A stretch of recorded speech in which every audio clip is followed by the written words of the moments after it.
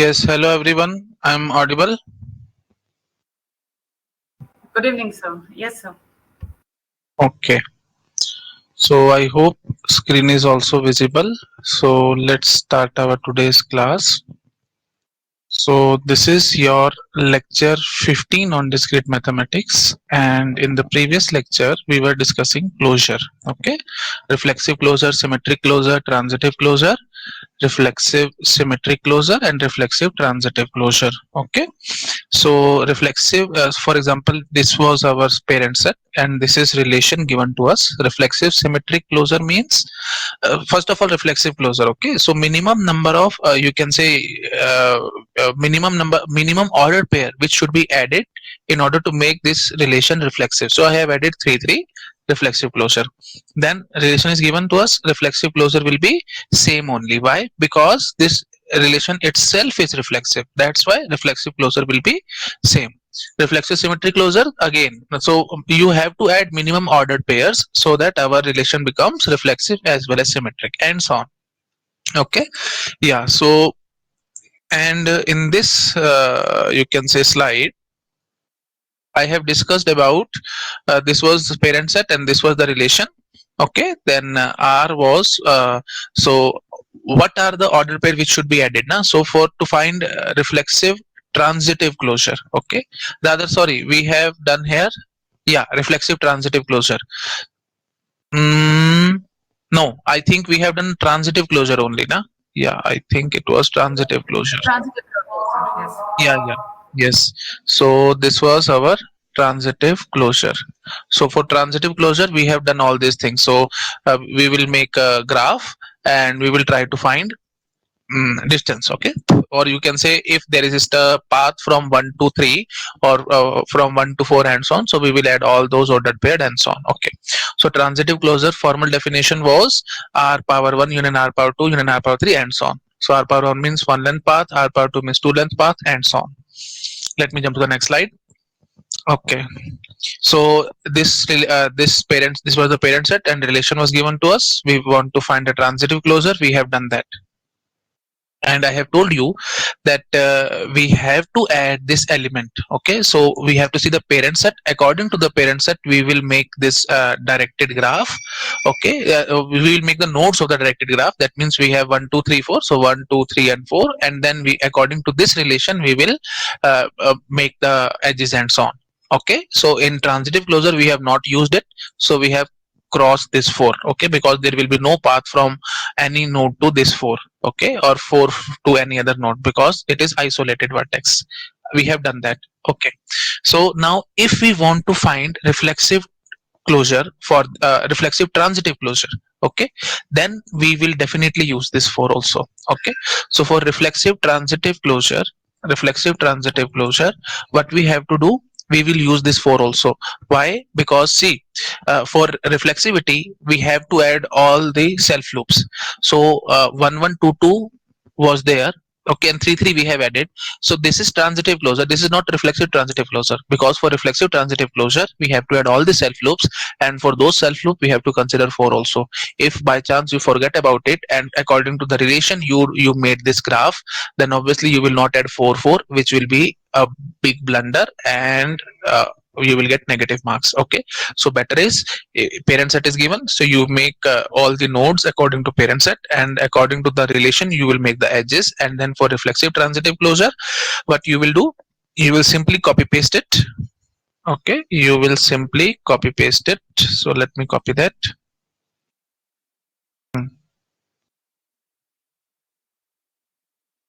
Okay, so I think I should rub it. Yes, so for a reflexive transitive closure everything will be there. Okay, yes, and okay, everything will be there, and we have to add 4 4 also. We have to add 4 comma 4 also to it. Okay, and if you do not make this, then obviously you will not add 4 4, and which will be a big blunder. So I think you have got it why we are using this 4. Any doubt here? No, sir. Okay, so take snapshot. I will jump to the next slide. Done, sir. Okay, so next is yeah. So we have done reflexive symmetry closure in the previous class itself. Okay, and what are left? So transitive closure, reflexive symmetry closure. Okay, so I think we have done all the things, nah? And reflexive closure, I think you can easily find reflexive closure, symmetry closure you can find. Transitive closure, I have done that. Okay, so only two are left, and these two I have left as homework because these are very easy, and we should not waste time here in finding all these things. Okay, so I hope it's clear to you now. Yes, sir. There's Okay, some so take snapshot. disturbances. I'll remain on mute. There's some function ongoing, maybe in the neighbors. Okay, no problem, no problem. Yes. Yes, sir. So you can mute yourself, and whenever you want to speak, then you can unmute. Okay. Sure, sir. Okay. Yes. So finally, we have done reflexive symmetry closure. Yeah, and all the closures we have done, and I want to define formally reflexive transitive closure also. Let me define that. Okay, so what is reflexive transitive closure? What about transitive closure? Transitive closure powers r power 1 union r power 2 union r power 3 dot up to infinity. So what should be the reflexive transitive closure? Transitive closure we want to find. Na? So r power 1 union r power 2 union r power 3 dot up to infinity we have to add.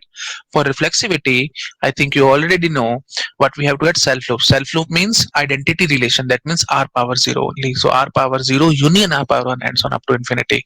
So transitive closure can be written as r plus, just like TOC try to remember. L power 1, L power 2, L power 3. So L plus was there. Na? So are you able to remember r power 1, r power 2, sorry, a power 1, a power 2, a power 3 and so on. So that was a plus, that is r plus. Similarly, it can be written as r star. Okay, so transitive closure is r plus and reflexive transitive closure is r star. Is it okay? Yes, sir. Okay, yeah, so let me jump to the next slide. Take snapshot. Done, sir. Okay, so now these were very simple questions because they were on finite relation. Okay, so generally finite relation questions are not asked in gate because they are very simple and anybody can answer them. If they come in gate exam, then you are lucky. Okay, and sometimes finite relation transitive closure finding has been come again and again, and we have done that. How to find that? We will simply make a graph and try to find distance from path from one node to another node and so on. So transitive closure has been asked again and again for finite relation, and we can easily do that.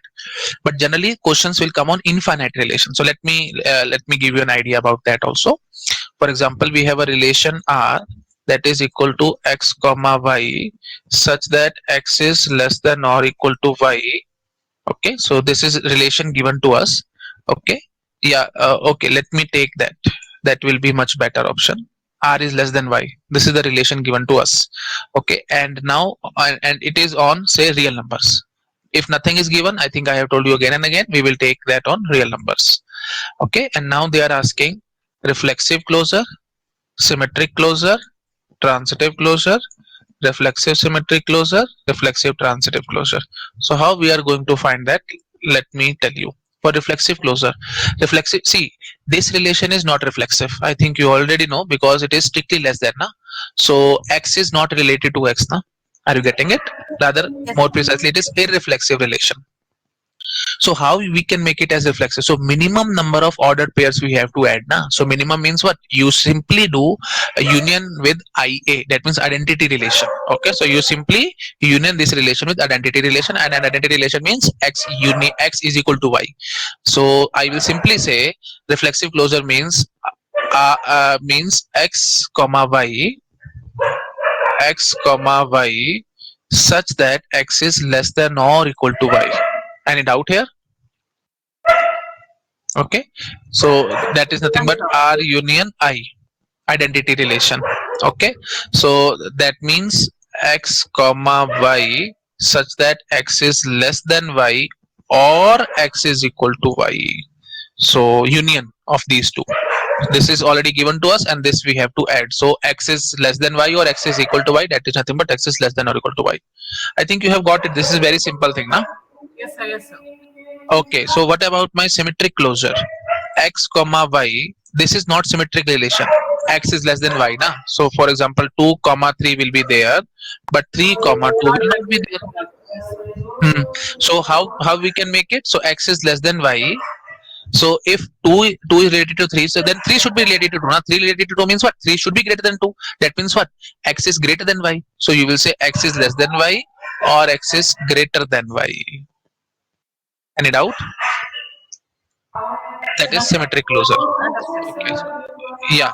Next is transitive closure. So x comma y such that, see, this relation is already transitive because x is related to y related to z, then x is also related to z also. I think this is very simple now.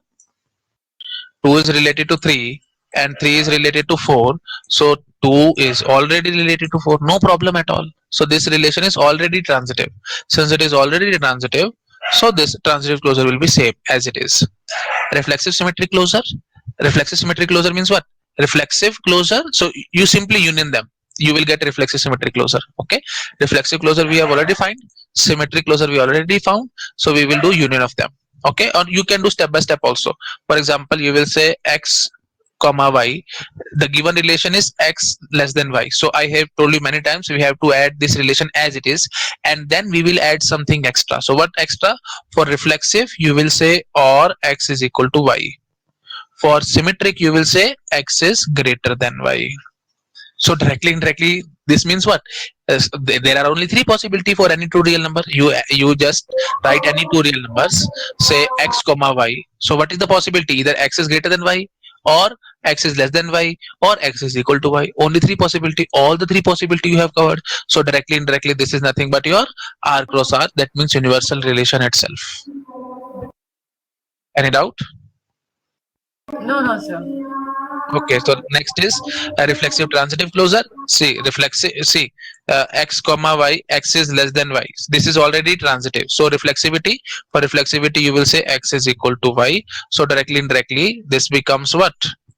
X comma y, such that x is less than or equal to y. That's it. Okay. Yeah. So finally, reflexive closure and reflexive transitive closure, one and the same thing. Why? Because transitive closure and the given relation is exactly same. Hmm. Is it okay? Yes, sir. Take snapshot, I will go to the next slide. Yes, sir. Hmm. Just a minute. Okay, so yeah, so the next is, so the relation is given to us as x comma y such that y is equal to x plus 1, and this is on say integers.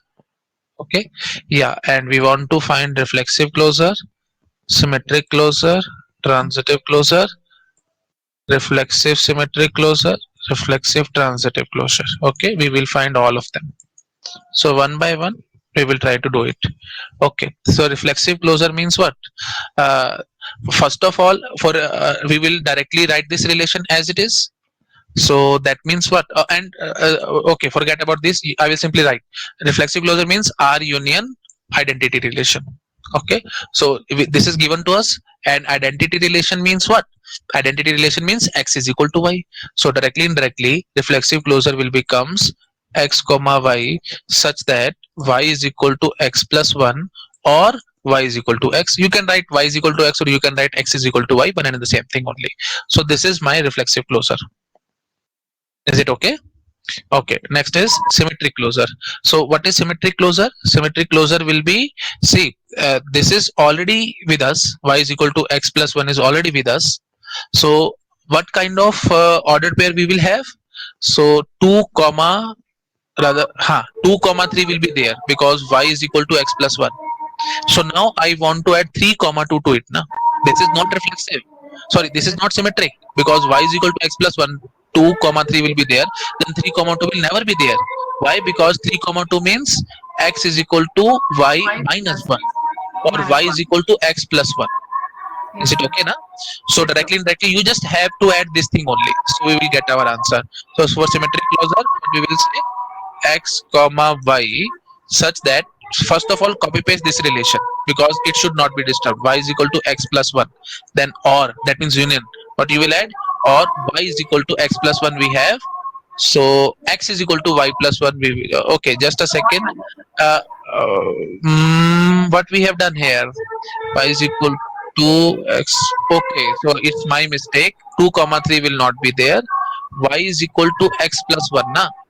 So yeah, so 3 comma 2 will be there. Y is equal to x plus 1. Hmm, So what you 2 wrote comma before 3 was type of correct, no? tuple will be there na. Yes, sir. What Which you type wrote of tuple correct. will be there? Y is equal to x plus 1. So with x we have to add 1 and then we will get y. With Yes. x you have to add 1, then you will get y. So that means 2 comma 3 type of tuple will be there. Okay, Hmm. this will be in this. And now I want to add 3 comma 2 to it. So 3 comma 2 will be which kind of thing? So Y is what equal we to can x say, minus 1. x is equal to y plus 1 type. Okay, Or we yeah, can say y x is is equal equal to to x y. minus 1 also. Please come again. Otherwise, we can say y is equal to x minus 1. Yeah. One and the same thing. Y is equal to x minus 1. That is nothing but x is equal to y plus 1 only, na? Yeah. So we will say like this: x is equal to y plus 1. That's it. So Okay. this is In over terms for of symmetric. we are writing the equations. Okay. Just a second. I think. Okay. Just wait for a second. I think I should add headphones to it because voice is not clear. Now I think it's okay. Yeah. Now you can speak. I was telling like in terms of x and y, we are writing the equations. It's not like y is equal to x minus 1 or y is equal to x plus 1 again. No. You can see these are equations. Equations means one and the same thing only. X is equal to y plus 1. That is nothing but y is equal to x minus 1. One and the same thing only. Yes, Okay, sir. so it will not affect our thing. So why I have written that? I have written this intentionally so that you get more clarity. Y is equal to Okay. x plus 1. For symmetric, you will simply flip x and y and you will get the answer. That is Done, the sir. shortcut. Okay, so this thing you have added, that means flip x and y and get the answer. Flip x and y. So with union, you will flip x and y and you will add it. That's it. You will get symmetric closure. Yes, Okay. sir. Yeah. So next is, and this is very beautiful shortcut by the way. See, for example, if I am having a relation r is equal to x comma y, such that x plus y is equal to 10. This relation is with us. I want to find symmetric closure. So what I will say, x comma y such that x plus y is equal to 10, or I will flip x and y. So I will get y plus x is equal to 10. And I will immediately say they both are Symmetric. same. So I will Yes, sir. immediately say this is symmetric only. Okay, so Okay. this is relation is symmetric only. So symmetric closure will be same relation only. Sir. Okay.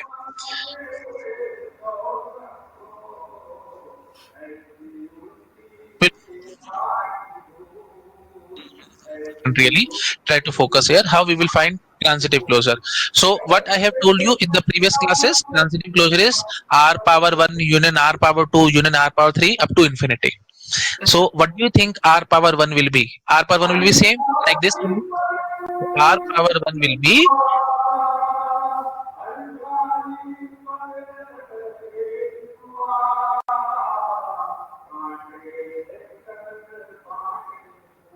so I will say x comma y. So r power 2 means what? ROR. Okay, so y is equal to x plus 1. That means 2 comma 3 type of tuple will be there in r power 1. Okay, similarly you will add 3 comma 4 also in this r power 1. ROR na? So when I will do like this, so you will get 2 comma 4 na? Yes, sir. So that means the difference should be 2. So you will say y is equal to x plus 2. Are you getting it? Yes, sir. R power 3 will be what? X comma y such that y is equal to x plus 3. Are you getting it na? So for example, you can say 4 comma 5 also. So these are in R only. Okay, so when I am finding R power 2, that means ROR I am doing. So I will pick any, you can say, ordered pair from R, and I will pick another ordered pair from R and I will do ROR type of thing. Okay, composition. So I will say 2 comma 4 in R power 2. Now similarly, this entire thing you will say. So in r power 3 what we will be having, so let me do like this. So this is in r power 2 and this is in r power 1. So from these two, r power 3 will have what? 2 comma 5. Yes, sir.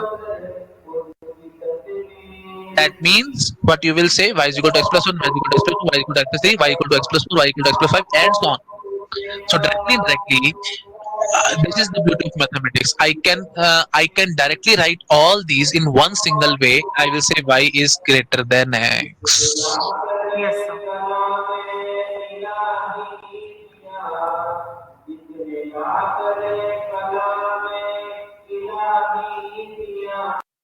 So I think you have got it. So I will write it.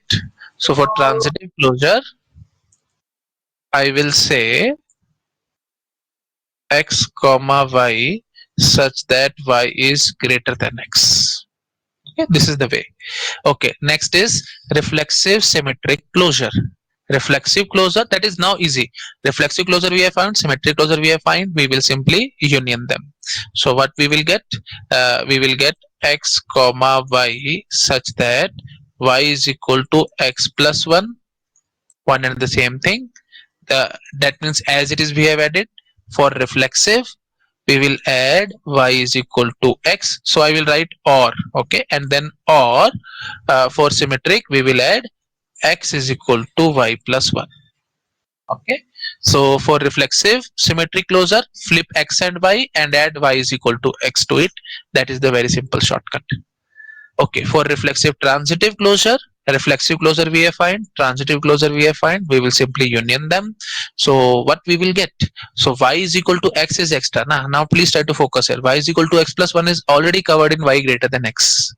So y is equal to x or y is greater than x. So y is greater than or equal to x.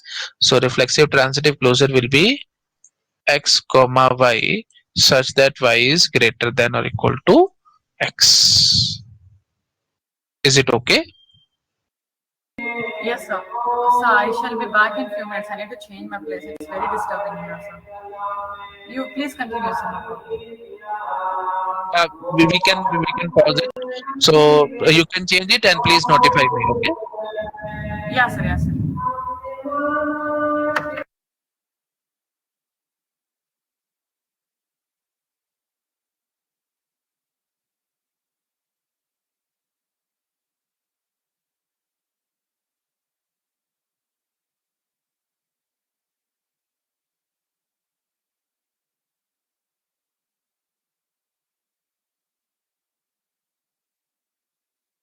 Okay. So I think other students are also there. So we can continue. Okay. Yeah. So y greater than x is, I think you have got it. That was a reflexive transitive closure. So you can take snapshot. I will jump to the next slide, and we will start with the next topic, that is equivalence relations. I'm jumping to the next slide now. So next is equivalence relation. Equivalence relation. So what is equivalence relation? Equivalence relation is, it should Thank be you, sir. reflexive. Yeah. So we have just started equivalence relation. So equivalence Okay. relation, it should be reflexive, it should be symmetric, it should be transitive. If all the three are satisfied, then we will say the relation is equivalence relation. Okay, and there are many shortcuts to find equivalence relation. See, if you do not know anything, I will give you an example and you will try to find equivalence relation. So you will say it should be reflexive, it should be symmetric, it should be transitive. All the three are satisfied, then you will say okay, it is an equivalence relation. But we have shortcuts. Why I'm giving you shortcut? Because many times question have been asked in GATE regarding equivalence relation. Okay, so let me show you the shortcut. What is the shortcut? Shortcut is very easy. You will simply say, if you are getting any sense of equality, any sense of equality is coming to your mind, you will immediately say it is equivalence relation. Okay? Equivalence relation means equality kind of thing. Let me give you an idea. For example, if I say r is equal to x comma y such that x is equal to y on the real numbers, is it equivalence relation or not? 100% it will be equivalence relation, because we have directly given you equal. Okay, so you can check it out. Reflexive, yes, 100%. So it is identity relation itself now. X comma, so you will say every real number is related to its itself only. 1 comma 1, 2 comma 2, 3 comma 3, and so on. Reflexive, it is symmetric also, because self loop will not create problem for symmetric. Transitive also, self loop will not create problem for transitivity also. So it is all, so hence it is equivalence relation. Okay, so for equivalence relation we will simply say you should have a sense of equality. If you are having any sense of equality, you will simply say it is an equivalence relation. Okay, take snapshot. I will jump to the next slide. Done, sir. Okay, so next they will say r is equal to x comma y such that x is parallel to y. Okay, on lines in plane. Lines in plane. Okay, so this is relation which is given to us. So these x and y are lines in plane, and we are talking about parallel lines. So I have told you in the previous lecture itself, it was reflexive, it was also symmetric, and it was transitive also. Why? Parallel means same slope, same means equal slope. So as soon as you have got sense of equality, you will simply say yes, it is equivalence relation. So forget about checking reflexive, symmetric, transitive. You will say same slope, same slope. Then we have parallel. Same means equal. The moment you get sense of equality, you will say it is equivalence relation. Okay, take snapshot. I will jump to the next slide. Done, sir. Okay, so next type of question can be like, they will say r is equal to x comma y such that x is congruent to y mod 5, like this. So we should know first what is the meaning of this x is congruent to y mod 5. That means, this means you take on z. Okay, on integers we are taking the relation. Okay, so what we will say, so I will say x mod 5 that is equal to y mod 5. Mod means remainder. So you take any two integers, if their remainder when divided by 5 is same, then they will be related. That is the basic meaning. Okay, for example, you can say 5 comma 10, yeah, they are related. Why? Because you will say 5 mod 5 that is equal to 10 mod 5. 5 mod 5 is what? 0. 10 mod 5 is what? 0. 0 is equal to 0. That's it. Okay, similarly 6 comma 11 that will be related. Why? Because 6 Remainder mod one.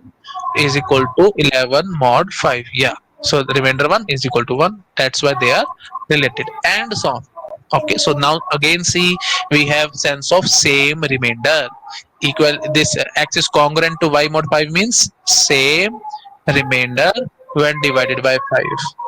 Same remainder when divided by 5.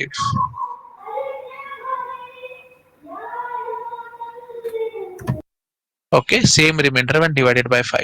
Yeah, so we have got this thing. Same means equality. Same means equality. Take snapshot. I will jump to the next slide. So we can generalize this concept also. So mod m relations. Okay, so you can say like this also. R is equal to, let me do it with another color. R is equal to x comma y such that x is congruent to y mod m on z, like this. Okay, yeah, so one and the same thing. M can be, you can take 5, you can take 6, you can take 7, and so on. Whatever number you want, you can take. Okay, now take snapshot. I will jump to the next slide now. Done, sir. Okay, so yeah, next is r is equal to x comma y such that intercept on y, intercept on x is same as intercept on y. Okay, that is the basic meaning. Intercept on x is same as intercept on y. Okay, so what do you mean by this? So first of all, you should say, sir, there is a word same. That means equality kind of thing is there. The moment we say equality kind of thing, this will be for sure equivalence relation. Okay. Yeah. So this is on lines, na. So I have not tell you. So on lines in plane. On lines in plane. Okay. Yeah. So for example, this is your plane, 2D plane, and we are saying intercept on x is same as intercept on y. Intercept on y means what? Like this. This is the intercept on y. Okay, intercept on x means like this. So here we have say 2, and here we have 2. So line like this. Okay. So another line can be, we can say, actually, from 2 points we can have intercept on x is same. We should say like this. Okay, we should not go into intercept on y, because x and y intercept same means with 2 points we can have only one line. So how we are going to find the relation and all? Yeah, okay, we can find that. Yeah, so we will say this. So another can be say 3, Yes, sir. We proceed like X and Y. Okay. and say 4 like this. So this is related to this. So let us suppose this is line A, B, and C. A related to B, B related to C, A related to C, and so on. We can think like that. Okay, so Yes, this sir. is equivalence relation, and we can say like this also. X and x comma y intercept on x is same. If they say like this only, intercept on x is same or intercept on y is same. So one and the same thing, they will be equivalence relation only. Let me write that. Okay, or let me do it on the another slide. Take snapshot. I will jump to the next slide, and Okay, in sir. that I will say, huh. So they can give you question like this also. R is equal to x comma y such that intercept on x is same. On x axis is same. Okay. Yeah, y axis is same. One and the same thing. Okay. They can give you anything. So y intercept means like this. Na? We say na y is equal to mx plus c. This is the equation of line. So c is y intercept only. Okay. So when x is 0, what is the value of y? This is c. Okay, so I have told you na in the previous class also. Yeah, so intercept on y axis is same. So like this, intercept on y axis is same. Actually, I'm not good in making diagrams, so you can think like this. So there will be infinite lines passing from one point. So all these lines will be related to each other. Okay, so x intercept, y intercept is same, and so on. You can take that. So here also you can take this. So all these infinite line will be related to each other and so on. Okay, I think you have got it. So this is the basic meaning of x comma y intercept on y axis is same. Any doubt here? Clear, sir. Clear, sir. The kind of thing, that means it is equivalence relation. No need to check anything, and you can check yourself. It's your homework. You can check yourself. It will be reflexive, symmetric, and transitive. You can check yourself. Okay, let me jump to the next slide.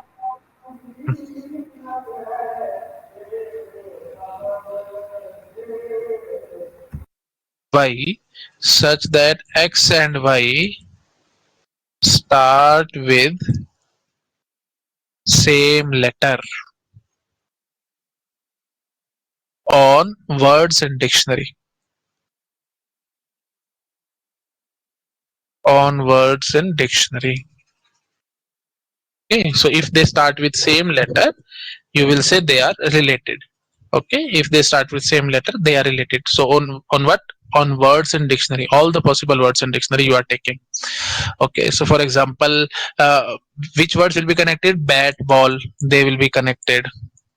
They will be related. Okay, and you can say big or bat and so on. So starting with B, now both are starting with B. Okay, cat, and you can say uh, caterpillar. You can think anything. Okay, so the basic thing is starting with C. So all the letters which are starting with A, they are related. All the letters which are starting with B, they are related, and so on. So obviously, when I have used the word same, it will be equivalence relation. Okay, Yes, you sir. can check yourself reflexive, symmetric, and transitive. 100% it will come. Okay, yeah. So take snapshot. I will jump to the next slide. So I have given you many examples of equivalence relation, and in all those examples, we are having sense of equality kind of thing. The moment we find sense of equality, you will say it is equivalence relation. Take snapshot. I will jump to the next slide. Done, sir. Done, sir.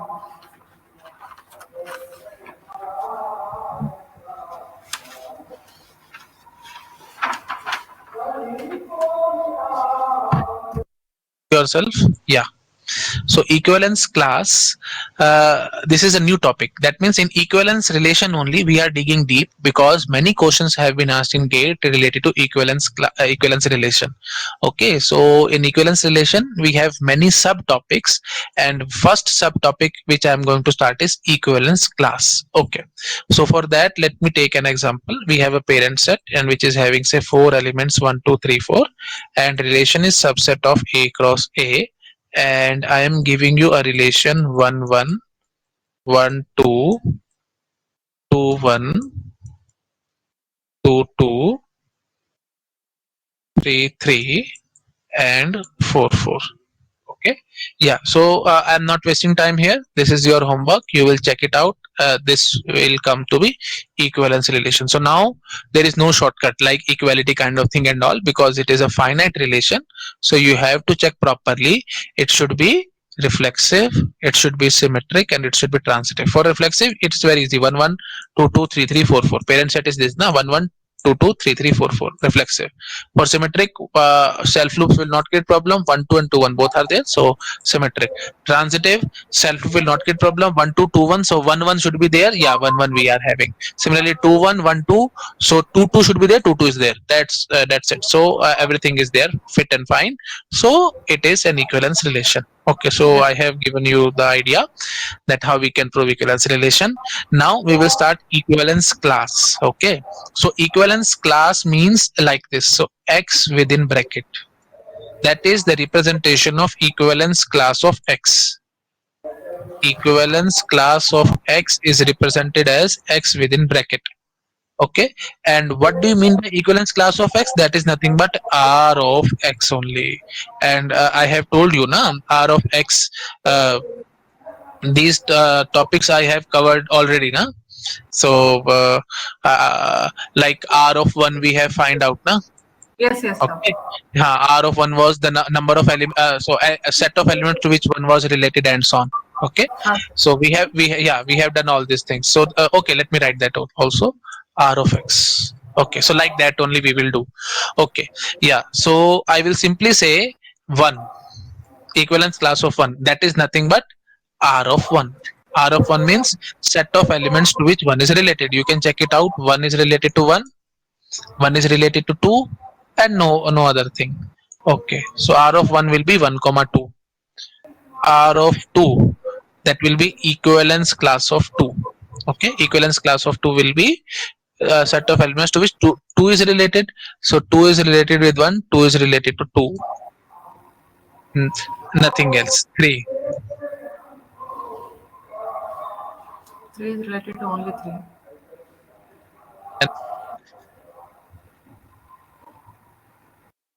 R of Sometimes your 4. voice is mute, sir. Like it's not regular. Your voice pauses sometimes, sir. So I think it should be some connectivity issue kind of thing. Okay. So is it okay now? My voice is clear now? Yes, sometimes it just goes off. Okay, so you please let me know. I will repeat the sentence. Okay. Hmm. No, no, no. Yes, sir. 3 means R of 3, that means 3. 4 means R of 4, that is 4. So this is nothing but your equivalence classes. Okay, so equivalence class of 1, 2, 3 and 4 we have find out. Okay, so now from these you can simply guess the equivalence classes. Forget about 1 2 3 4. I will say equivalence classes are either exactly same like this, or they are disjoint. Okay, that means you cannot have equivalence classes like 1 2 or 2 3 kind of thing like this. So something is common, something is not common, like this we cannot have. That is very important observation which you should remember. Let me write that with another color. So equivalence classes are either exactly same are either exactly same, or they will be disjoint, or they will be disjoint. That means you cannot say they are something is common and something is not common like this. You cannot have like this. That is very very important observation. Okay, and no equivalence class is empty. No equivalence class is empty. Why it cannot be empty? So for example, I should say 3 is not related to anybody. How is it possible? Because equivalence relation means it should be reflexive. Reflexive means, so in worst scenario it should be related with itself. So that's why equivalence class of 3 was 3. Okay, equivalence class of 4 was 4. You cannot have any empty equivalence class. So equivalence classes are either exactly same or they are disjoint, and there is no equivalence class is empty. These are the very very important observations which we have got from here itself.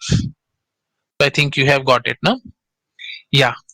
And so another term is index of equivalence relation. Okay, so let me do it here itself. We have space here. So the next is index of equivalence relation.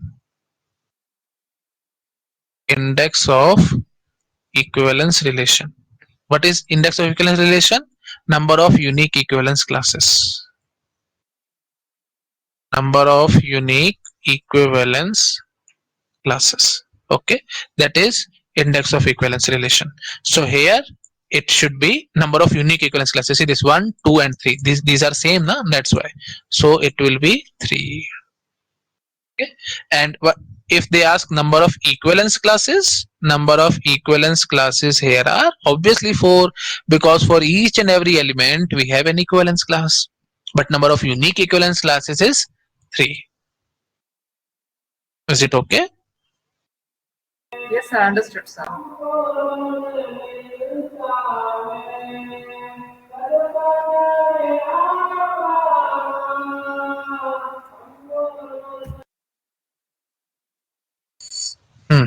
So we have a relation now. This was a finite relation, and here finding equivalence classes was very very easy. Okay, so when I have discussed R of X, R relative sets, na, the name of the topic was R relative sets.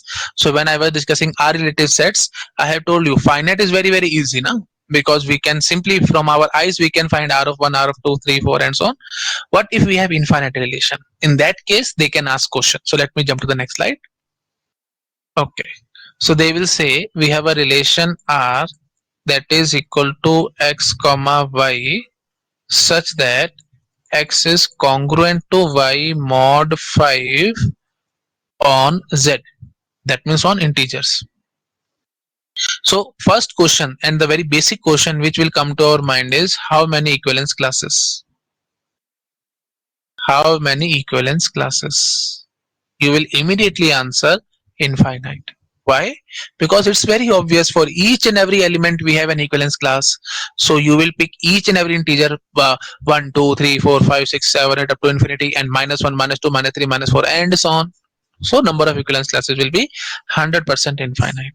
Okay, so now let me give you an idea. So for example, I want to find equivalence class of 1. So equivalence class of 1 will be like this. That will be nothing but R of 1. So with 1, what are the elements which will be related with 1? Since it is equivalence relation, I have told you, na, X is congruent Y mod 5. So 1 will be definitely there, then 6 will be there, then 11 will be there. Okay, then 16 will be there and so on. Or positive. What about negative numbers?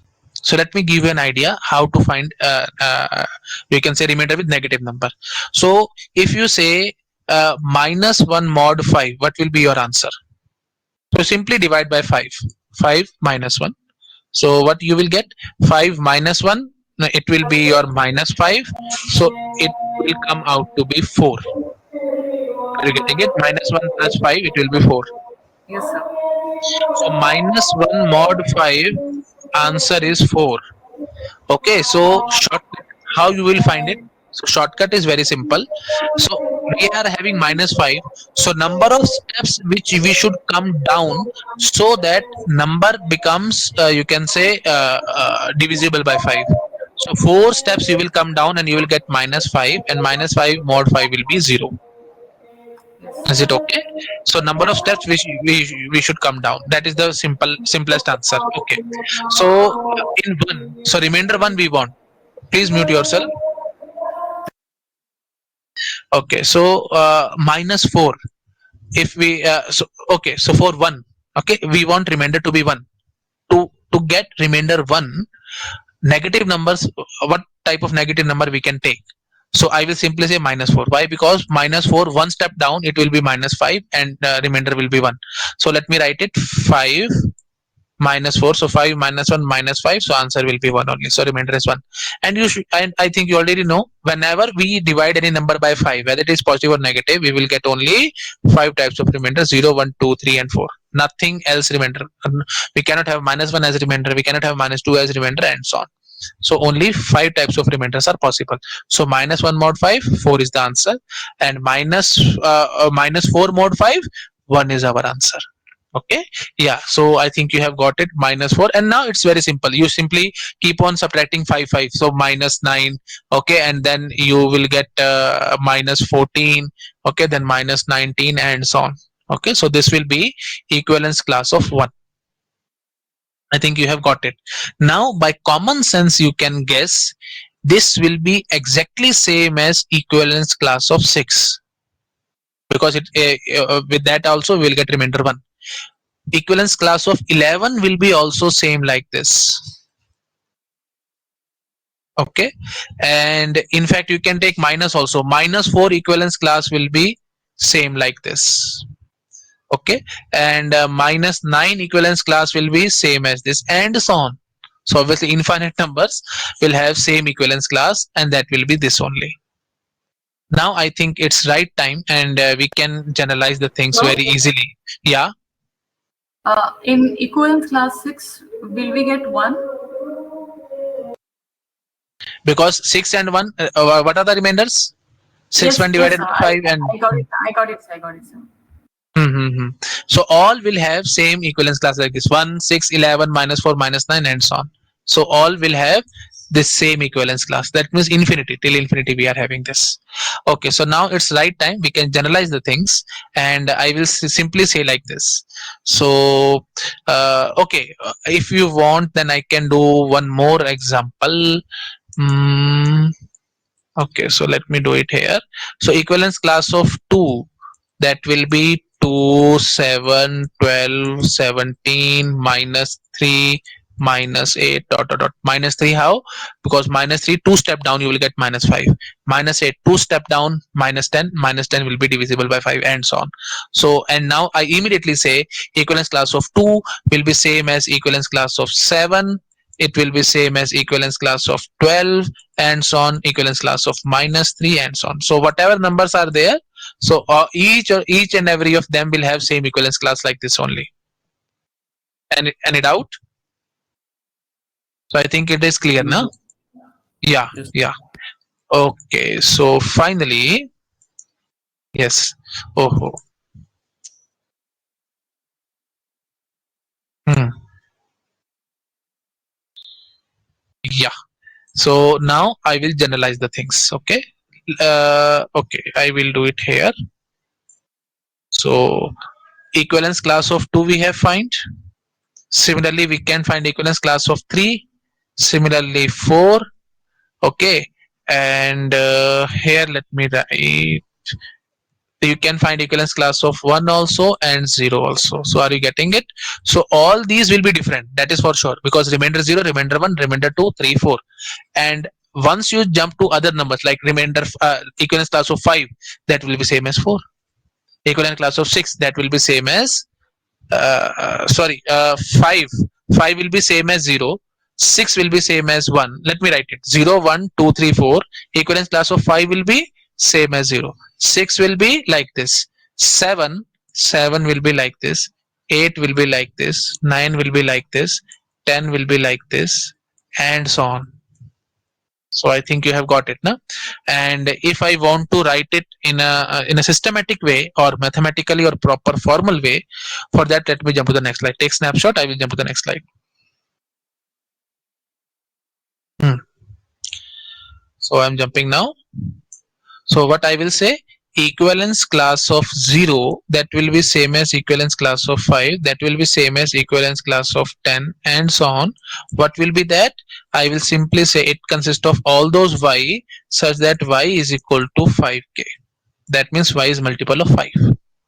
Okay, so 0, 5, 10, 15, 20, and so on. Similarly, minus 5, minus 10, and so on. So where k is some integer quantity. Okay, k is some integer, or we can say k belongs to z, like this. Okay, similarly, equivalence class of 1, that will be same as 6, that will be same as 11, and so on. And what will be that?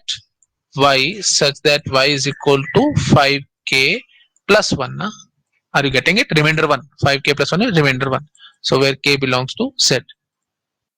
Similarly, I can say 2, that is equal to 7, that is equal to 12, and you can go in minus also, minus 5, okay, and so on. You can here also you can go in minus also, minus 4. Okay, so difference is 5. Are you getting it? 0, 5, 10, 5, then 5 plus 5, 10, and so on. 1, 6, 11, and here 1 and difference of 5. 1 minus 5 will be minus 4. Okay, that's why we have got here. Okay, so again you subtract minus 5, you will get minus 9. So here 2, 7, 12 plus 5, and here minus 5, so minus 3. Okay, then minus 8, and so on. Okay, and then you will have 3, then plus 5, 8, plus 5, 13. Here minus 5, minus 2, and minus 7. Okay, and then 4, it will be 9, and then 14, and here it will be minus 1, minus 6, and yeah, that's it. So 5 has been already covered, and so on. So how I will write it? Y is equal to, y such that y is equal to 5k plus 2, and here y such that y is equal to 5k plus 3, y such that y is equal to 5k plus 4, and here k is nothing but your some integer quantity. Okay, so let me copy that also. If you have any doubt, let me copy that also.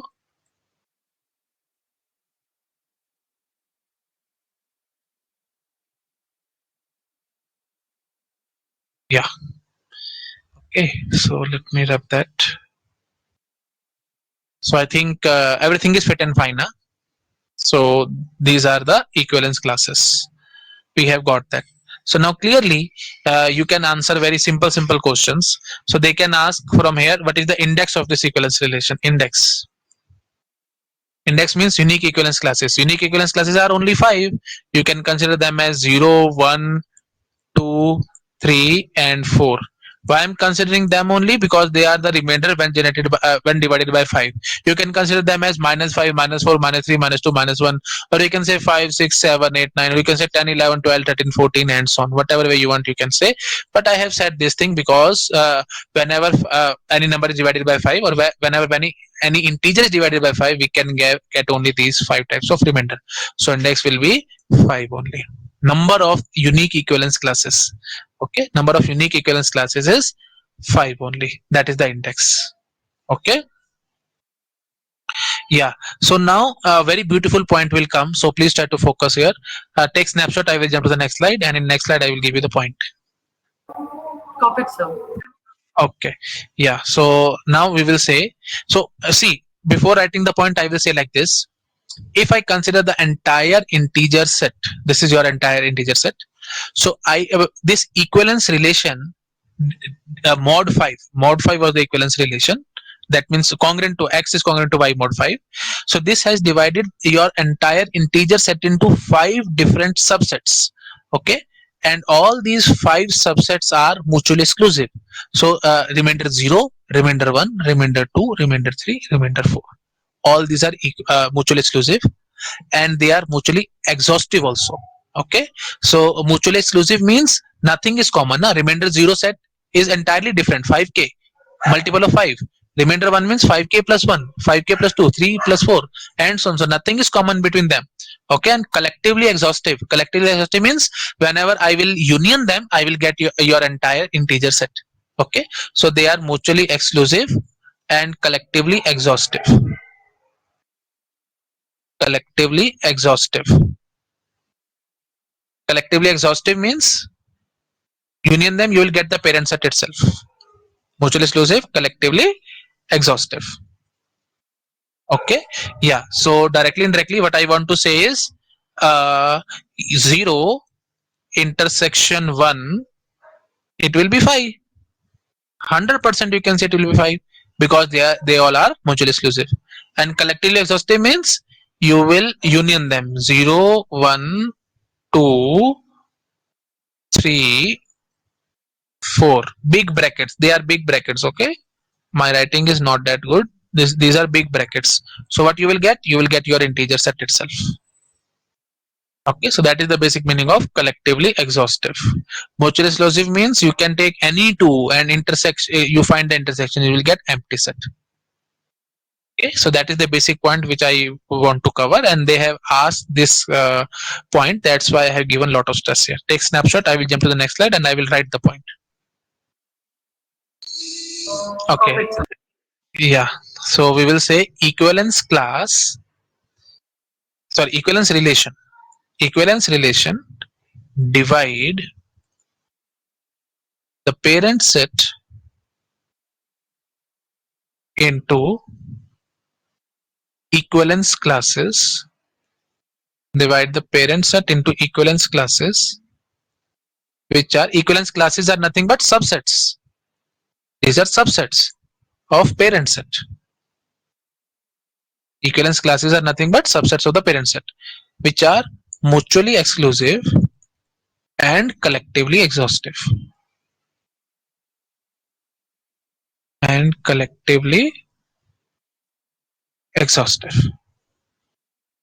Okay, so I think you have got it. So mutually exclusive means all are disjoint. Nothing is common between them.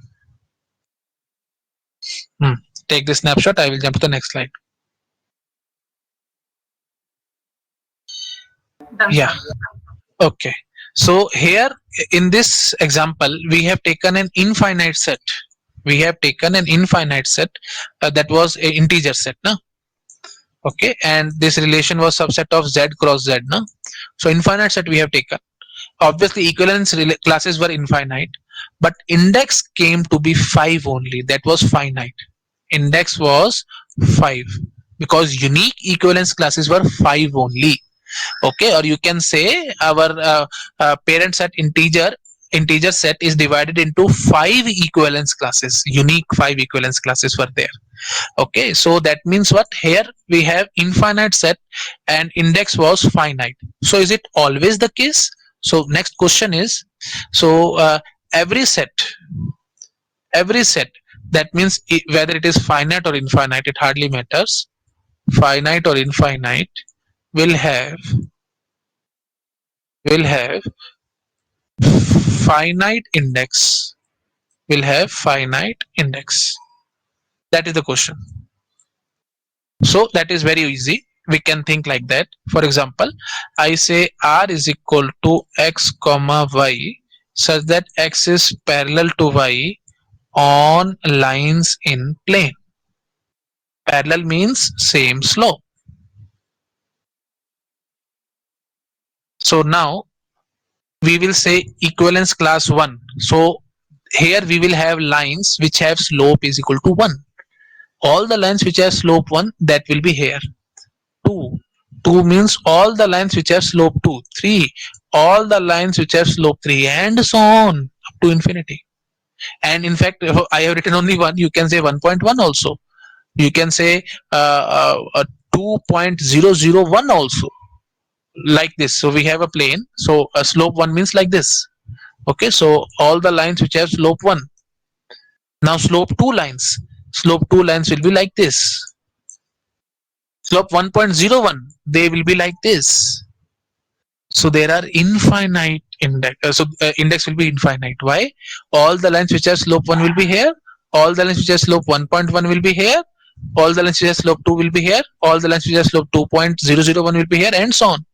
So more precisely, infinite, it's okay infinite, but it will be uncountably infinite also. Let me say like this.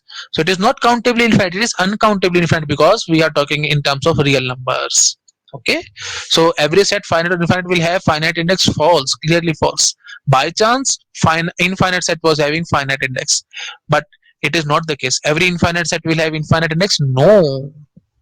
Okay, so let me write it. So they can ask many questions like this. Okay, so every infinite set will have infinite index? No, we have an infinite set which have finite index. So so finite, if set is finite, that is for sure it will have finite index. Why? Because if set itself is finite, then number of equivalence classes will be finite, and since number of equivalence classes are finite, so unique will be obviously finite, so index will be finite. But if your parent set is infinite, then you can have finite index also as well as infinite index also. So it entirely depends on what type of equivalence relation you are considering. According to equivalence relation, you can have finite as well as infinite index. I think you have got the point. So that was very easy, and you should properly able to follow it. And see, now see the power of logic. We have studied logic now. So now I will say just one thing and you will get each and everything. I will say finite. Finite set implies finite index. One way theorem. Finite index. Finite set implies finite index. One way theorem. That means if set is finite, 100% it will have finite index. So now you can make 4 questions. The questions which I was telling you. So without considering, you can say counter example and all, you will be immediately able to answer the question. So this is direct. Converse will be what? Finite index. Finite index implies finite set. No. If index is finite, then it will be finite set. No. Finite index, I was having 5 and the set was infinite. So this is clearly wrong. Okay, this was inverse. Okay, and sorry, this was converse. What about inverse? Inverse will be infinite set. Infinite set implies infinite index. Clearly it is wrong. Okay, so I have given you example of infinite set. Z cross Z, it was having finite index because equivalence relation was in such a way we have defined equivalence relation now mod 5. Okay, that's why we were having infinite set and we were having we were having finite index. So clearly this is false. And the last case will be infinite index. That is for sure. If we have infinite index, then clearly the set will be infinite. Okay, that is 100% sure, and that is nothing but contrapositive of it.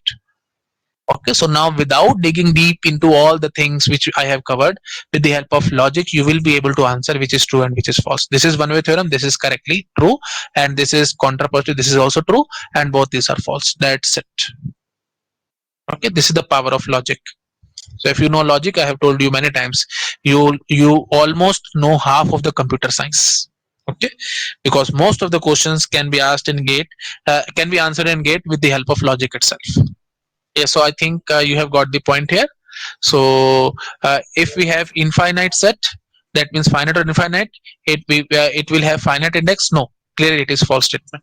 Okay, so we can convert it into logic also. So set implies finite index.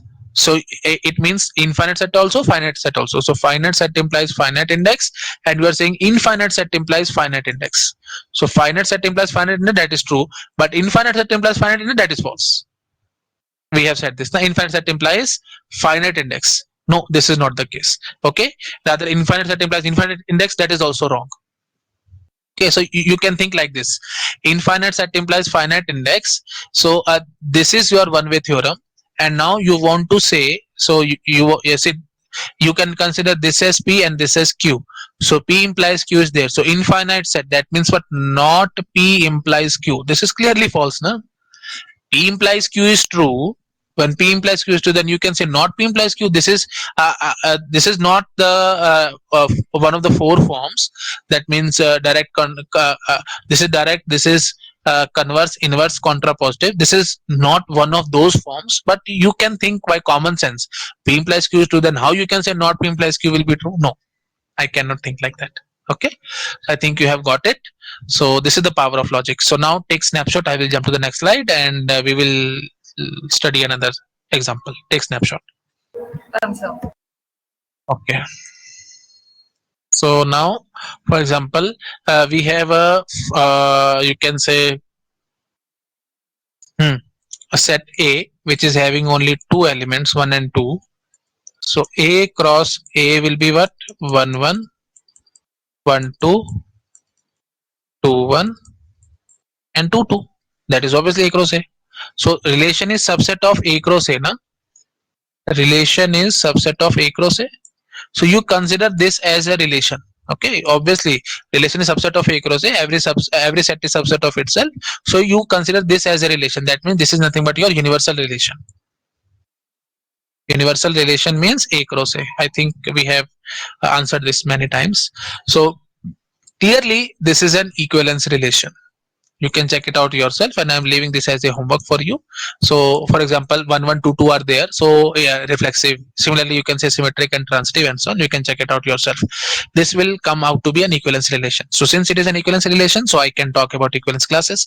Please consider it here. uh, First you have to prove the relation is equivalence, then you can talk about equivalence classes. Otherwise you cannot talk. So if I want to say what is 1 and what is 2, you will say, sir, question is meaningless. First please prove whether it is equivalence relation or not. Yes, I have proved it is equivalence relation, so now I can say 1 and 2. So only two elements are there. Parent set has two elements, so I will say 1 and 2. So what will be 1 1 comma 2? What will be 2 1 comma 2? You can check yourself, because it is a universal relation. One is related to both 1 and 2, 2 will be related to both 1 and 2. So we have got it. So now number of equivalence classes, that will be 2 for sure, because two elements are there in the set. Number of unique equivalence classes, that will be obviously 1. So index, number of unique equivalence classes means index. So index is 1. So now I think you have got it. Minimum index possible is 1. We cannot have index 0. Okay, so index 0 means what? You have no equivalence class. That is not at all possible. And index 1, why I'm calling it as minimum, and when it will come minimum when we have universal relation itself. So index will be 1 only in one case. When we have universal relation, means you will have only one unique equivalence class. Only one unique equivalence class means what? Rest all are same. Rest all are same means what? Each and everything is related to itself. Okay, sorry, each and every element is related to each and every other element in the set. That means universal relation itself.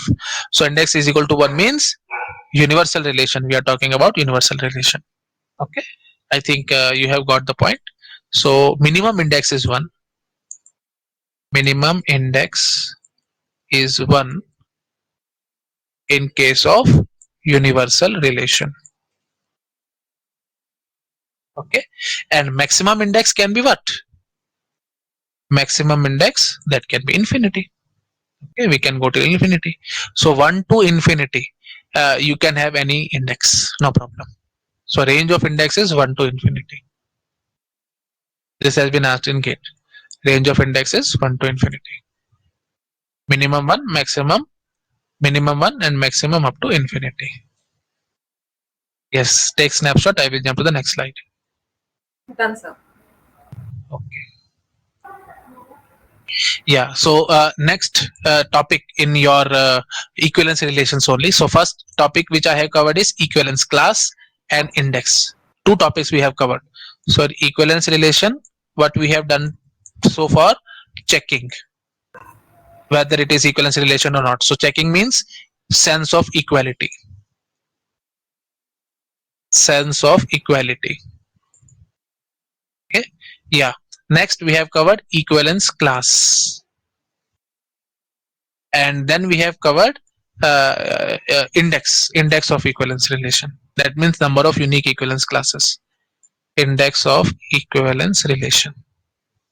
Okay, so equivalence class, again and again I'm repeating, they cannot ask equivalence class of any element.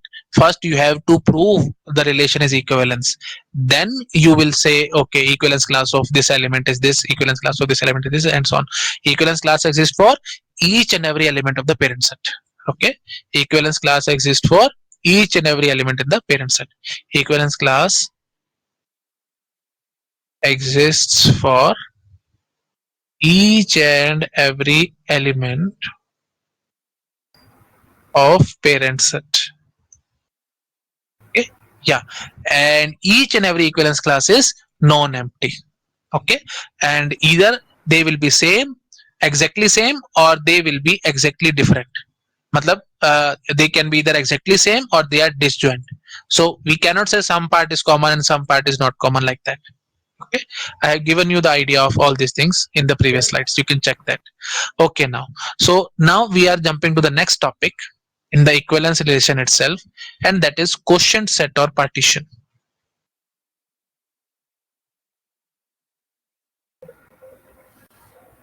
Quotient set or partition.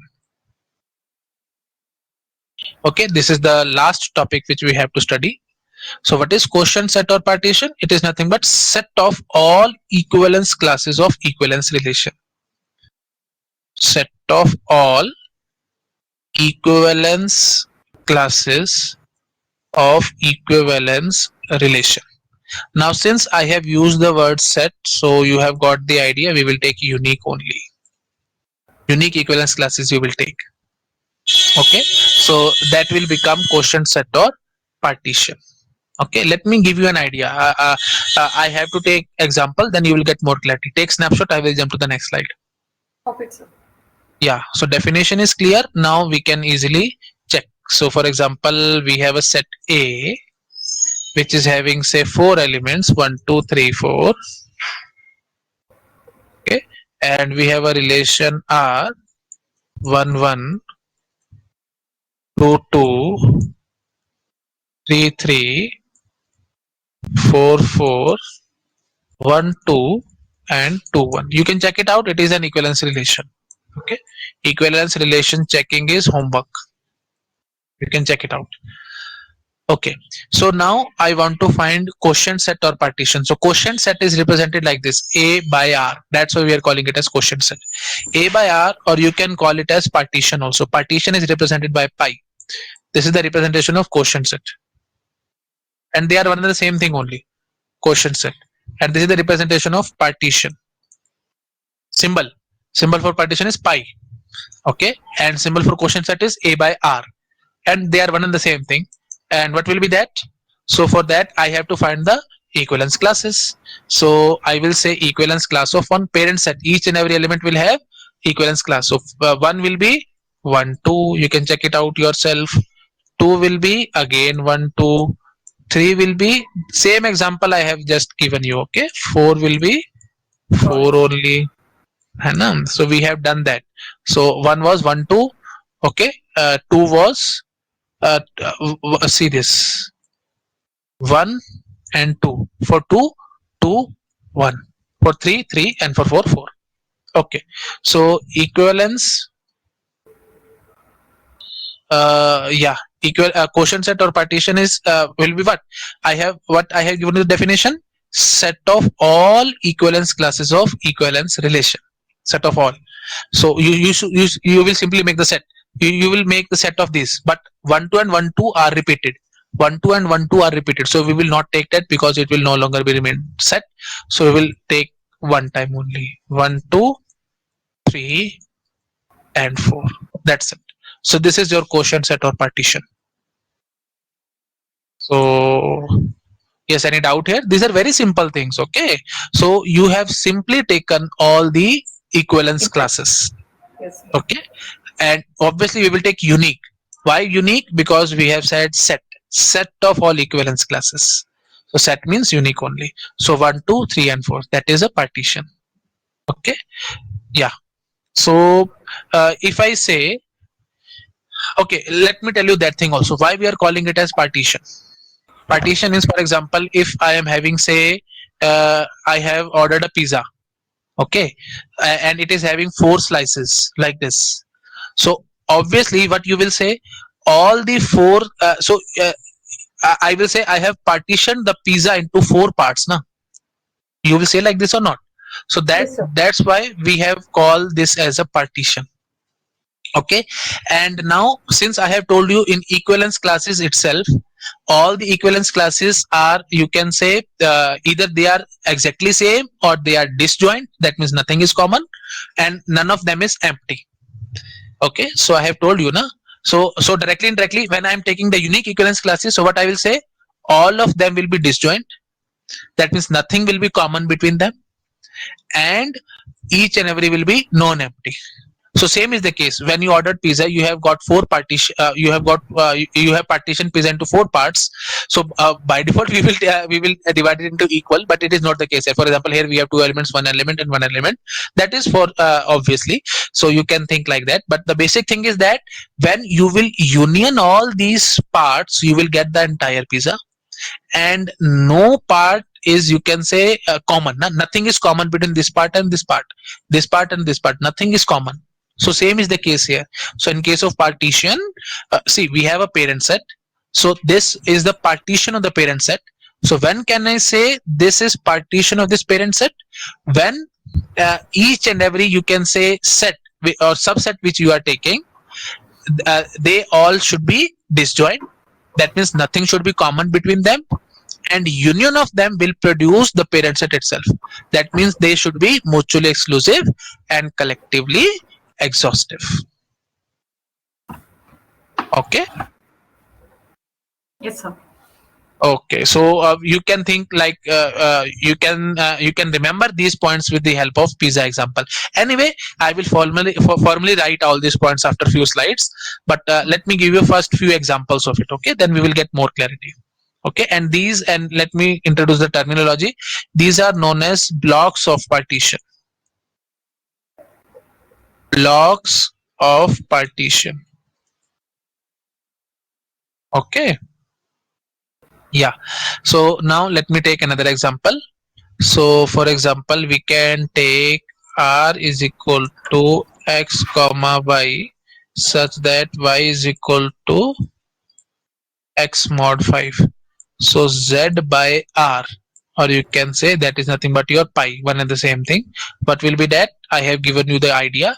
So it will be equivalence classes, unique equivalence classes. So there were 5 equivalence classes. So you will say like this: x such that x is equal to 5k, comma x such that x is equal to 5k plus 1, comma, let me copy it.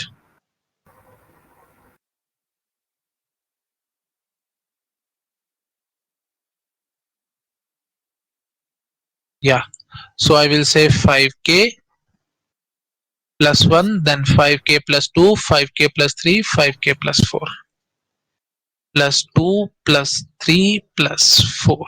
That's it. So this is the partition. Okay, so first of all, why we have got this partition or quotient set?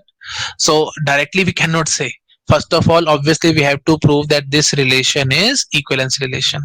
Then after proving it is an equivalence relation, we will get all these things: partition or you can say quotient set. Because partition or quotient set is nothing but set of equivalence classes or unique equivalence classes we are taking. So how we will get equivalence classes? If we have not proved it is an equivalence relation, how we can say we have equivalence classes and all? Okay, so first thing is we have to prove it is an equivalence relation, and then we will see all these things. Okay, now take snapshot. I will jump to the next slide. Answer. Okay, so now I will formally define partition. So pi is equal to a1, a2, a3 dot dot dot is a partition of set A. So is a partition of set A. So first of all, please clear me this thing. I have written dot dot dot. So I have not written a n kind of thing like that. Dot dot dot up to a n or something. Why I have not written? Because if I write here a n, that means what? These are finite. That means what? Number of equivalence classes are finite. But no, they can be infinite also. Rather, number of unique equivalence classes can be infinite also. That means index can be infinite. It's as simple as that. If index is finite, then partition will have obviously finite blocks. If index is infinite, we will have infinite. Are you getting it now? See this. If I take this example, slope, the example of slope. So we have got infinite index now.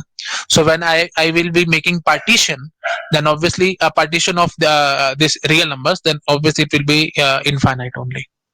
Okay. Yeah. So same is the case here.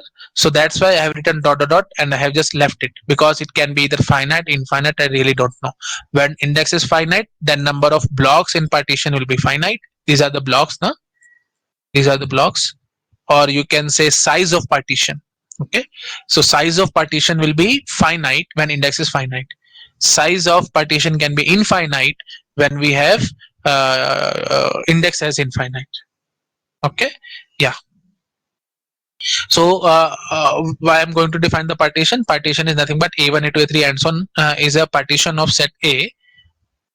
Three conditions will be satisfied. First condition, AI is greater than or equal to 1. Okay.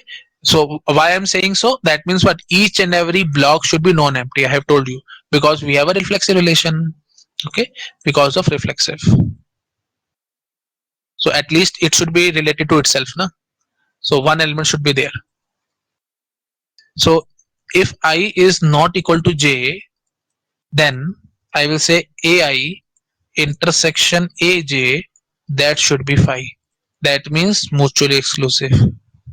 Like imagine pizza. Okay. So all are mutually exclusive. Nothing is common between each part. Na? Nothing is common. Mutually exclusive. Third. So union of all these AI, that will produce our parent set A. That means what? They are collectively exhaustive. So you union all these parts, you will get the entire pizza back. Okay. So these are the 3 points which you should remember for partition. Is it okay? Yes, sir. Take snapshot. I will jump to the next slide and I will give you some questions regarding partitions. Perfect, sir. Okay. So for example, I can have a parent set A as 1, 2, 3 and 4, and they are asking which of the following are partitions. Okay. So the first option is 1, 2, 3, 4. Second is 1, 2, 2, 3, 4. Third option 1, 2, 3. D option 1, 2,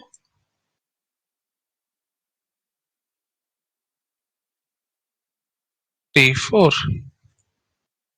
E option 1, 2, 3, 4.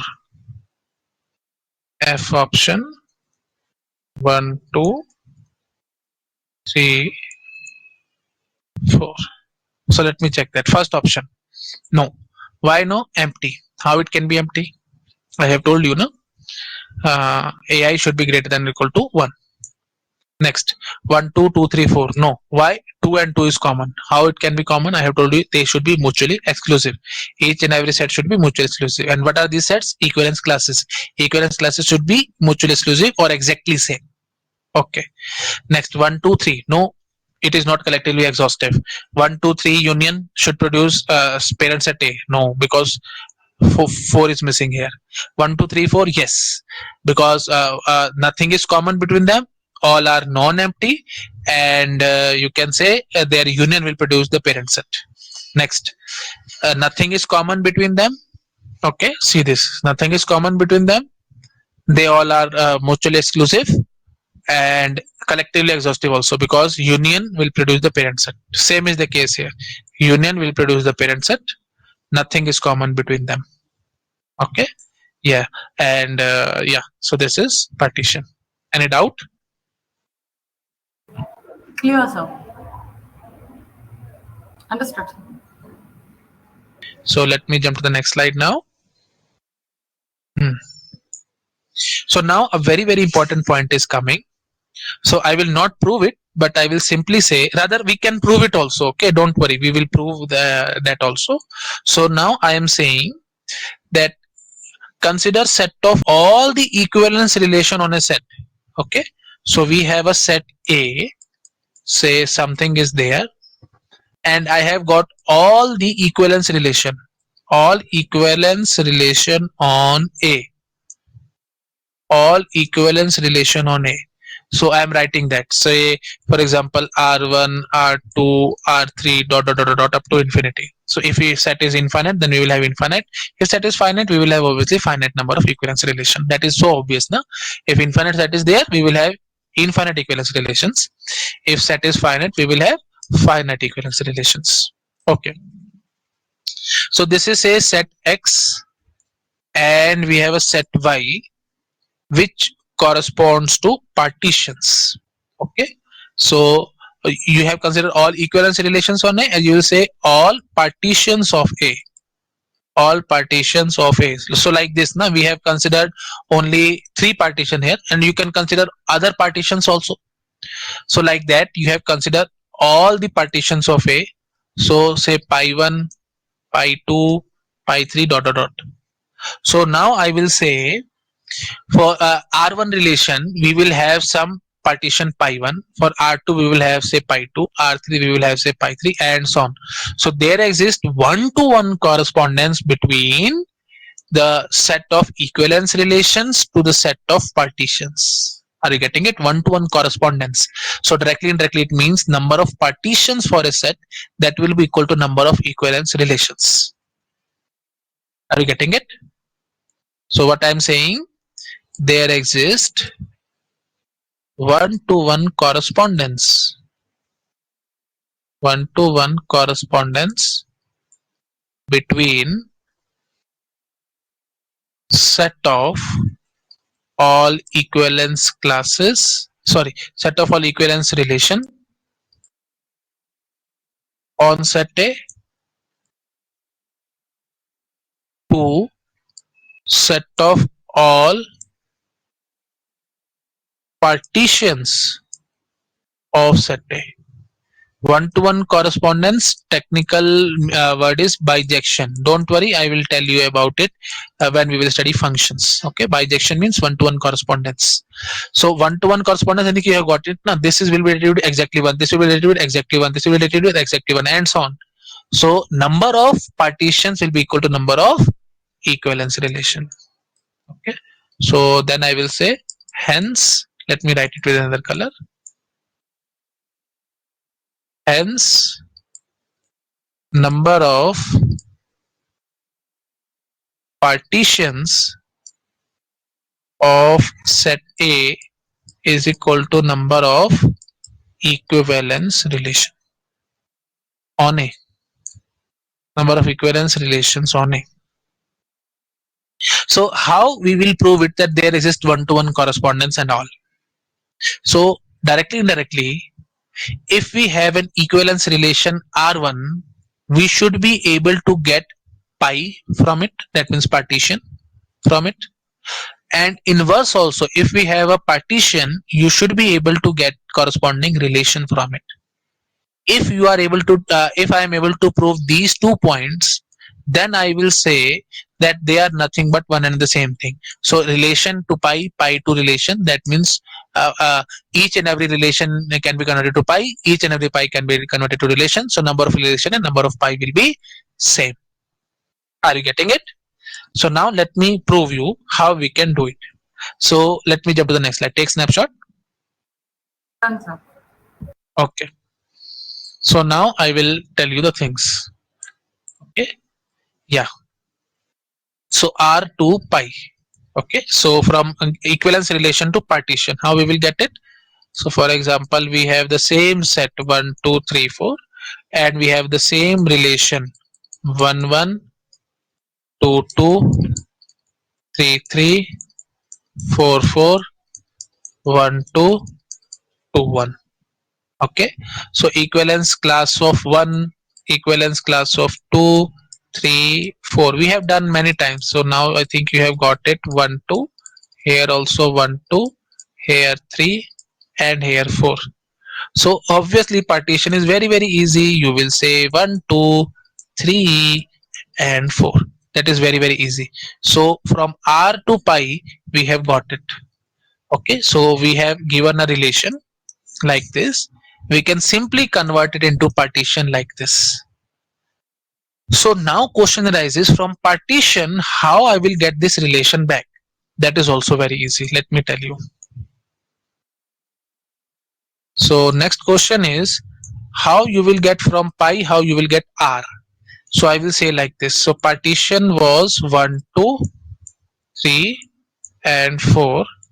So what you will take? You will take one element and cross product it with itself. So 1, 2, cross product with 1, 2. What you will get? 1, 1, 1, 2, 2, 1, 2, 2. Is it okay? Now we will take 3. 3, cross product it with 3. You will get 3, 3. 4, cross product it with 4. You will get 4, 4. So now you simply union them. 1, 1, 1, 2, 2, 1, 2, 2, 3, 3 and 4, 4. That is nothing but your relation R itself. So from partition you can get a relation very easily. So you just pick it and cross product it with itself. You will get the things. So finally you have got 4, 5 and 6. There are also 6. Any doubt here? Understood, sir. No, sir. Okay, so yeah, so r to pi, pi to r, that is very easy. We can convert them directly. And see, I think I have dedicated entire one lecture on equivalence relations, just because it is very important, and almost every time one question have been asked in GATE from equivalence relation. Okay, so these are some advanced topics and they have asked question. Don't worry about that, they have asked some questions, so that's why I have shown you all the things. Okay, yeah, and another way to represent partition is like this. So this partition can be represented like 1, 2, 3 and 4. That is obvious. 1, 2 is 1 and then 3 and then 4. Okay, like this you can represent the partition. Like pi. Yeah, so this is pi only.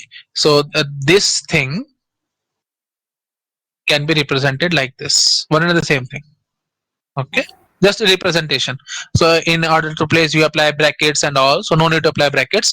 You will simply say this is the parent set, so partition is like this. So 1, 2, 3 and 4 like this.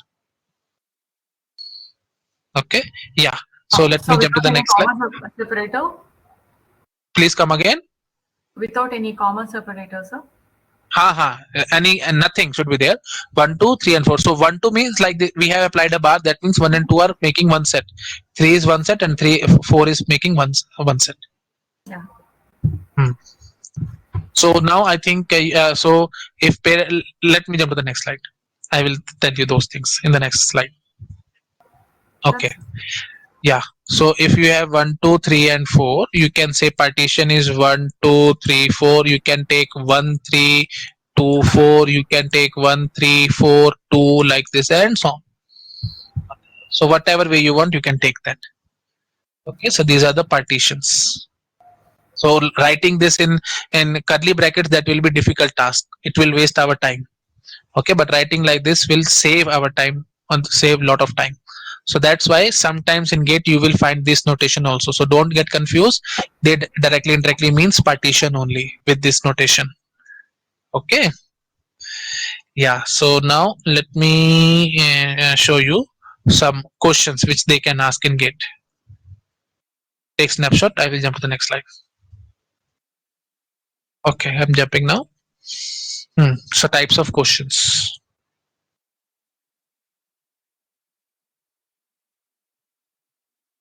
So question number 1. First question will be for any equivalence relation. For any equivalence relation, we can have more than one partition. Is it possible? No. Because for each and every equivalence relation, we will have exactly one partition. No? So for any equivalence relation, can we have more than one partition? Never. Okay, for one equivalence relation, you will have only one partition, and I have told you how the procedure to convert equivalence relation to partition. This is false. Any doubt? Understood, sir. Okay, so now they can ask reverse question also. For any partition, let me copy it. They will say for any partition, for any pi, we can have more than one equivalence relation. Again, it is false. Okay, obviously it is also false. So for one partition I can have only one equivalence relation. I have told you the procedure also to convert partition to equivalence relation, so we will get only one equivalence relation. No? We cannot have 2, 3, 4 and so on. Okay, so third type of question can be they will give you some equivalence relation and they will say you to find 1, 2 and so on. That means they will ask you to find equivalence classes. So now I think you are very fluent. You can easily find the equivalence classes for given an equivalence relation. Okay, they can ask question about convert relation to partition. I have told you how to convert that. They can ask partition to relation. I have told you how you will convert it. Okay, next, on a set A they can ask how many equivalence relations are possible. That is a new question I will tell you. Okay, on a set A how many equivalence relations are possible? How many equivalence relations are possible? This is a new question. Don't worry about it. I will tell you how to solve it. Okay, and in fact in many coachings and many teachers you will find they will simply give you the formula and they will say you to cram it. Okay, rather they will not give formula. There is no formula. They will give you the data points, like if set is having 4 elements how many equivalence relation, 15 are possible. If set is having 5 elements how many equivalence relations are possible. If set is having 3 elements how many equivalence relations are possible, and so on. They will give you that thing only. They will make a table and they will say you simply cram it and you will simply get the answer in gate. But no, I will not tell you those things. I will give you proper proof, and rather I will tell you proper way to get the number of equivalence relation for a set A. Okay, don't worry, I will tell you. So this question I am leaving. I will come to it, but let me write first all the list of questions. Okay, so that's why I have circled it. Okay, next question. Next question can be equivalence class of element of set can be finite or infinite. Okay. Equivalence class of element of set can be finite or infinite. Is it true or false? Equivalence class of element of a set. So they have not said about what set is, finite or infinite. If set is finite, obviously it will be finite. If set is infinite, yes, it can be finite also and it can be infinite also. So yes, this is true. Okay. So for example, mod 5 type, you just consider that. See this. I have told you. Where is that? Yeah. So equivalence relation of an element of a set. So integer set was there and this was one of the element, and equivalence class was what, 5k. Okay, that means 5, 10, 15, 20 and so on.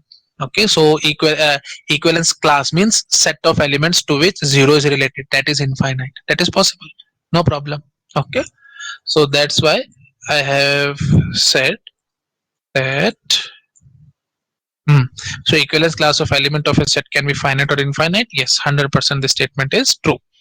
Okay, next question they can ask index of equivalence relation. Index of equivalence relation, and I have told you how you will find the index and all. Okay, index means number of unique equivalence classes. And let me tell you one more beautiful point is coming to my mind.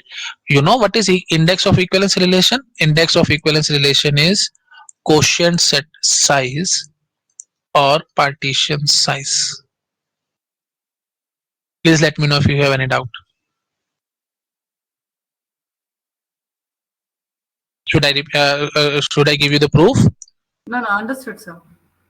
So quotient. Okay, if anybody is having any doubt, then I can say, see, this is the partition, na? Yes, sir. This is the partition. So number of elements in this partition were 3, and 3 is the index. Okay, that is very simple.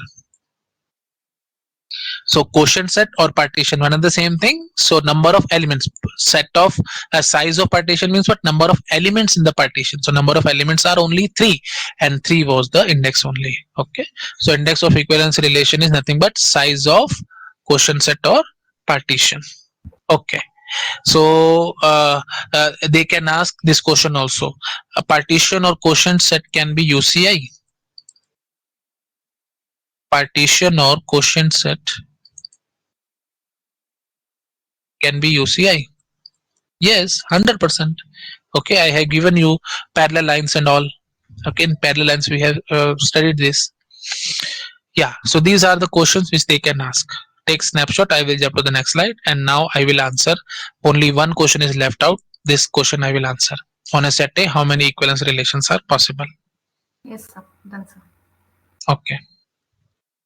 So first of all, I should say number of equivalence relation possible on a set A on A, that will be equal to what? Number of partitions of A. That is obvious, na? Number of partition of A. See this, I have told you. So yeah. So 1 to hence number of partitions of set A is equal to number of equivalence relation on A. So number of equivalence relation finding is obviously difficult. We will say number of partition of A finding is very easy. If we are able to find number of partitions of A, then we will get the answer directly. Indirectly it will be equal to number of equivalence relation of A. Okay, so how we will get it? Let me give you the idea. Okay, so let us suppose we have parent set A which is having only 4 elements, 1 2 3 4. Okay, so what I will say, I will take size of partition. Okay, size of pi, or you can say number of blocks. Number of blocks, one and the same thing, na? So if size of partition is only 1, size of partition is only 1 means there is only one block in it. And what should be that block? That block should be this itself, 1 2 3 4. So only one way. Are you getting it? If size is 1, then we have only one way, that is 1 2 3 and 4. Okay, only one way should be there. So that is only one way. If size of block, or you can sorry, if size of partition or number of blocks are 2, number of blocks are 2 means what? That means you want to divide it into 2 sets. You have 4 elements and you want to divide it into 2 sets, but condition is that each and every set should have at least one element. Each and every set should have at least one element. Now try to consider this. We have 4 toys and we want to divide them into two groups. Each group should have at least one toy. So I think you have got it. We have distinct to identical. That means UOP, unordered partition, distribution problem.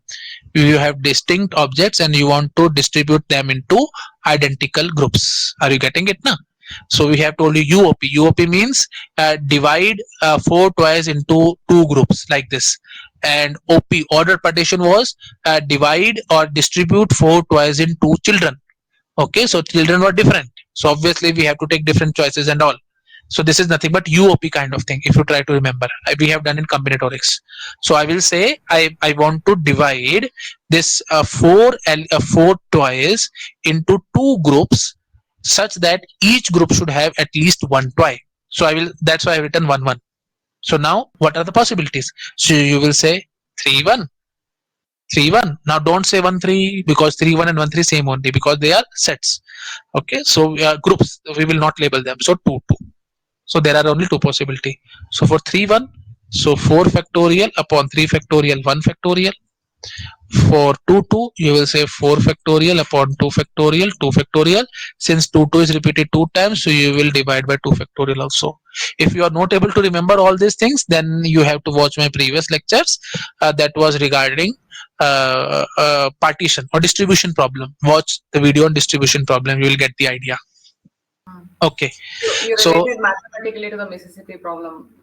yeah, one of the, yeah, very good. Formula we have related with the Mississippi Yes, problem. Yes. yes. Same thing. So next is size of partition is 3. If we say size of partition is 3, then I will say I will divide it into 3 groups. Okay, and each group should have at least one element. So what are the possibility? Only one possibility, 2 1 1. Do not say 1 2 1 or 1 1 2 and so on. All are same only. Okay, are you getting it now? 1 1 1. So Yes. at least you have to give 1 1 1, and then 1 is left, so you will give 2 2 here. Okay. So what is the possibility? So you will say 4 factorial upon 2 factorial. 1 factorial is 1 factorial only, but it is repeated 2 times, so I will divide it by 2 factorial.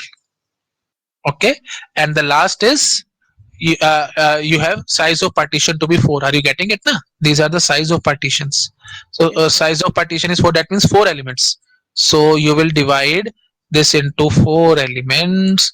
Each should have, or 4 groups, each should have 1 element each. Okay, so obviously only one way. So what will be that? So I will write it like this: 4 factorial upon 1 factorial, 1 factorial, 1 factorial, 1 factorial, 1 only. So 4 times repeated, so I will divide it by 4 factorial. So that is nothing but 1 only, and that is obvious also. You will say you have just got 1, 2, 3 and 4. That is this only. Okay, so finally what is the answer? So size of partition or number of blocks can be either 1, 2, 3 or 4. So what will be our answer? 1 plus this is what? 4 factorial upon 3 factorial, that is nothing but 4 plus 4 factorial upon 2 factorial, 2 factorial, it will be what? I think it will be 24 divided by 8 is 24, so it will be 3. And then what will be that? 24 divided by 4, so it will be uh, 6 4 the 24 na, so 6, and this will be 1. So what will be our answer? 15. So number of equivalence relation on set having 4 elements is 15. Okay, so many coaching institutes, they will simply say you to mug up these things. So 4 elements means 15 is the answer, but I have given you proper proof how we have got it, and this is very very important. Many times question has been asked in gate, so they have liberty to say to please mug up these things, because same question has been repeated. Sometimes they will say 1 2 3 4, sometimes they will say a b c d, or sometimes they will say we have a set having 4 elements, how many equivalence relations are possible? 15 is the answer directly. Okay, now see the importance why I have given you this proof and all. So day by day level of gate is increasing. They will say like this: number of equivalence relations possible which have or you can say number of partitions. Okay, they can ask like this also: number of equivalence relation or partition. Okay, let me say like this: number of equivalence relation possible which have size of equivalence class as 2. Now it will be a difficult question, so directly indirectly they want us to have this as the answer. So what was that answer? 4 plus 3 7. So answer will be 7. Nobody can answer such question if you do not know the proof. So please let me you can say complete it. Number of equivalence relation possible which have size of equivalence class as 2. Size of equivalence class 2 means what? Each and every element is having equivalence class size as 2. So that means what? Partition having no. Mm, Equivalence class as 2 will be only this part, na? This part, only this part. Okay, Three. so what was that? It was 3, na? So answer should be 3. Sorry for that. Answer will be 3. Are you getting it? So Yes, 2 sir. 2. Partition size is 2, that means what? Equivalence class size is 2. Equivalence class size is 2, na? So they are saying like this only: number of equivalence relation possible which have size of all equivalence classes 2. You can think like this: size of all equivalence classes 2. So nobody can answer such question. So for this question, you note the proof and all. Okay, Yes, sir. yeah. And on partition also they can ask number of partition for a set which is having size as 3. Size as 3 means they want this thing only. For this answer was 6. Okay, so number of partition of size 3 will be, so that will be 6. Okay. Yes. Hmm. Yeah, take snapshot. I will jump to the next slide. So I have just given you 10 to few steps ahead of gate. So they have asked such question, direct question. Now they can ask these indirect questions also. Okay, so let me jump to the next slide. Okay, so now they can ask 5 elements equivalence classes. 5 elements are there, so number of equivalence relations. 5 elements are there in the set. Like they can give you 1, 2, 3, 4, and 5. 5 elements are there, and they are asking number of equivalence relations. So that same thing. So size of partition we will take. Size of partition or number of blocks. If number of blocks is 1, then you will obviously get 1. Number of blocks are 2, so you will say like this, 1 here and 1 here. So what are the possibility? 4, 1, 3, 2. No other possibility. Please check it out yourself. Okay. 3. For 3 you will say 1, 1, 1. At least 1, 1 we should have. Na? Empty, we cannot have empty. And what are the possibility? 2, 2, 1 and 3, 1, 1. No other possibility. You can check it out yourself. Okay. Next is 4. 4 means like this, 1, 1, 1 and 1. Okay. So what is the possibility? 2, 1, 1. No other possibility. For 5, 1, 1, 1, 1, 1. So this is only one possibility. So for this, what will be our answer? So 1 plus. Okay. So what will be this? 5 factorial. Total were 5 elements. Na? So 5 factorial divided by 4 factorial. Okay. So now please you can do it yourself. Now I should not. So this is your homework. You can find out, do calculations and all. Okay. So and I do not know what will be the answer. You can check it out yourself. Okay. That is the way how we can do it. Okay. And I will take just 1 or 2 minutes. Okay. Take snapshot. I will give you what type of questions can be asked here. List of questions. Okay. So types of questions. Since I have given you a proof, so we can think of type of questions. Question number 1 is, how many equivalence relations? Direct question. How many equivalence relation on A? On set A, 1, 2, 3, 4. Okay. So direct answer 15. No problem. Question number 2. How many partitions on set A?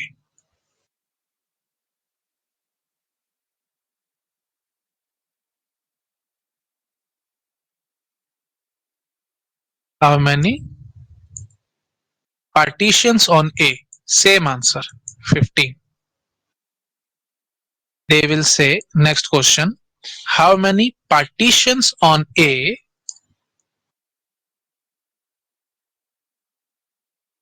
how many partition on A having 2 elements each, or having block size 2, having block size of 2. Okay. So what they want? They want 4, 2, 2 like this. Okay. So what you will say, 4 factorial upon 2 factorial, 2 factorial, 2 factorial is my answer. 2 factorial, 2 is repeated 2 times, so that's why divided by 2 factorial. So it comes out to be 3. 8 3s are 24. No, yeah. So 3 is the answer. Is it okay? Yes, yes. So they will ask these type of questions, and then they can ask how many equivalence relation. This is very important question. They can ask how many equivalence relation with index 3. This is important. They have not asked till now, but they will ask such kind of question for sure, because now they know that many students have crammed or by hearted this type of question. So set A has having 4 elements, so how many equivalence relation and all. They have asked many times this question, so obviously they will not repeat it. Now they will ask one more level up. They will say how many equivalence relation with index 3 are possible. Index 3 means size of partition is 3. Size of partition 3 means what? So we have 4 elements. So you want to divide them into 3. Each is having one element.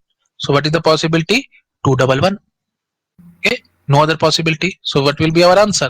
4 factorial upon 2 factorial. 2 factorial, because 1 is repeated 2 times. So what will be our answer? 24 upon 4. That is 6. 6 is the answer. You can check it out from here also. Yes, sir. Yes, sir. So index 3 means this only. Okay. So 4 factorial, 2 factorial, 2 factorial, 6 was our answer. So they can ask such questions. Okay.